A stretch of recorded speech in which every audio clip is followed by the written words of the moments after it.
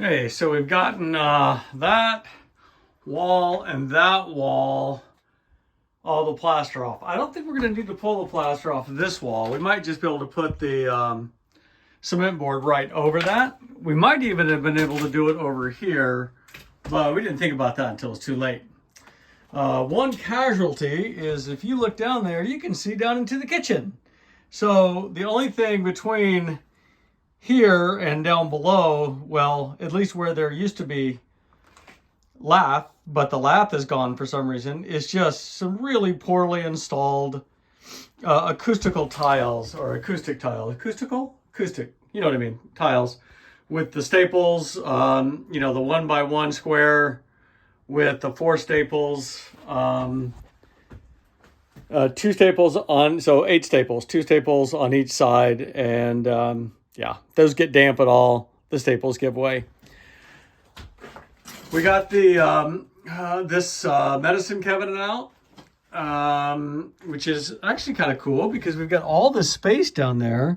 There is a bottom plate, but we should be able to drill through that and drop all the way down to the basement, which is great for both plumbing and electrical.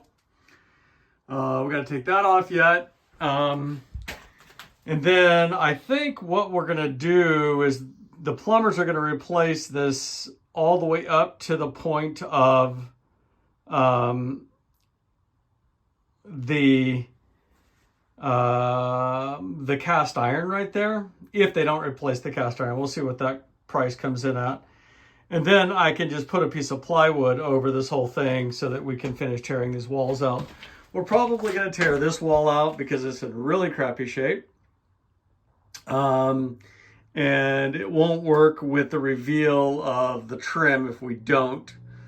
Plus it gives us place to run the drain, the vent up into the attic, both there, and then we can tie the bathtub drain, which will come up here in that little false wall, and the vanity drain together up in the attic. The toilet drain is already vented, which is amazing and good.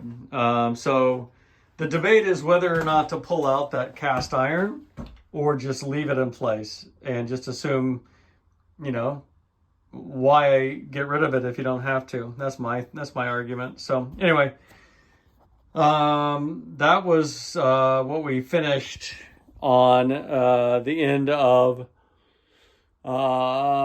Wednesday. Today's Thursday now, and we're gonna get started cleaning up, and yeah. So I'll give you a little shot of that when we're done.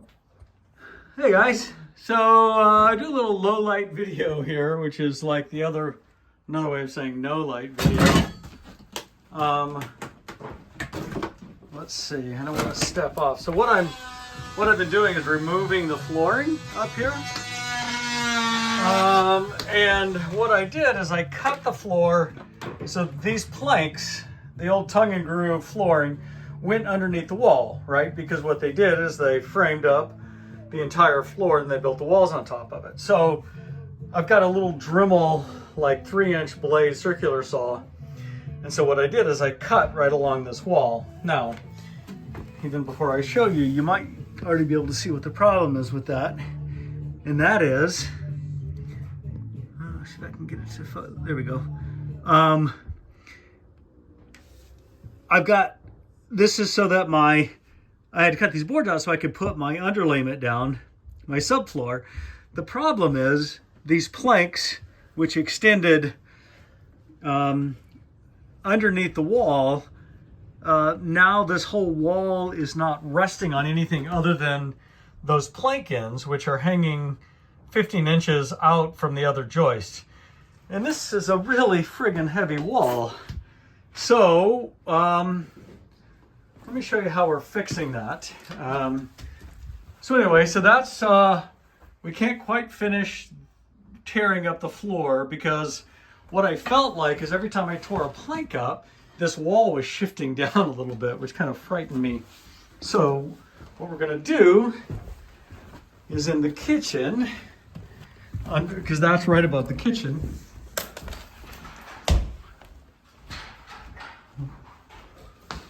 we are going to sister a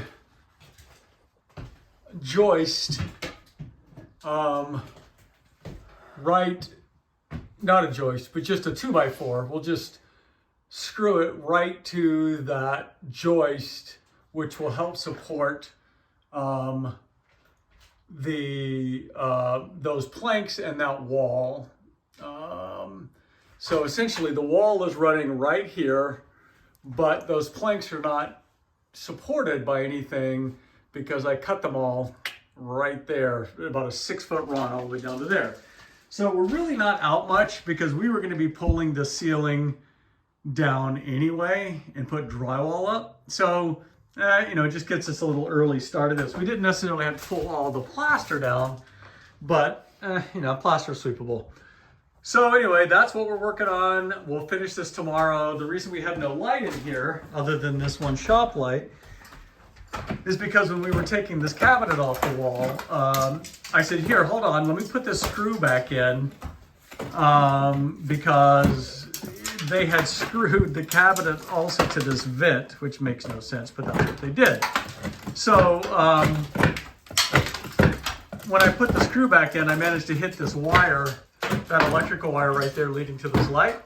And of course the entire circuit popped, and we're dark in here for now. So until we can fix that, we are gonna leave the lights off, and we're gonna finish up here today, clean up this kitchen as best we can once we get all these things out, and then we will come at it tomorrow during the daylight. So until then, that's our story. We're sticking to it. Oh.